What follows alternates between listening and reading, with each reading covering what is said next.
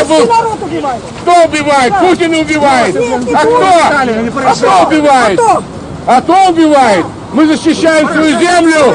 Она моя, а не твоя.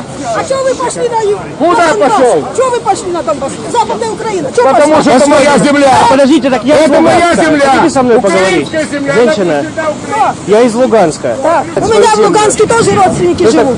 Ну так мы очень жалеем, Они что, рассказывали, как АТО грабили народ. мы очень жалеем, что украинская армия не дошла до Луганска. А я жалею, что не убили вот этих бандеровцев. Каких бандеровцев? Я тоже бандеровец из Луганска. А вы откуда?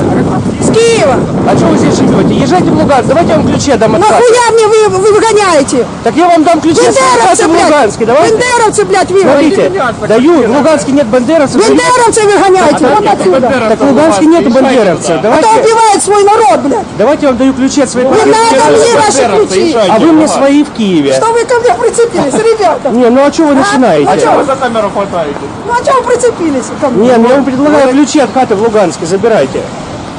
Без бандеровцев будете Куда жить. мне твои ключи? У меня своя тут квартира. А? Что женщина? Отстань, мужик. Я прицепился до мене, ну дивись. Ну что ты не пристал? Ну иди своей дорогой. Ну что? Вы тоже выступаете против АТО? Против, я правду Почему говорю. против этого? Ну, я же не У знаю. меня свое мнение, понимаете? Так давайте я вам дам ключи, вы его подтвердите. Да нафига мне ваши ключи? А я в вашу хату заеду в Киеве. Не в надо, Луганск. вы и так зашли. Бандеровская Ремонт рожа сделали. зашла сюда в Киев. Что толку от вас?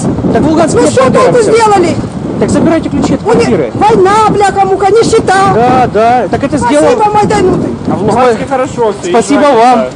Наш край пакетик, ты видел?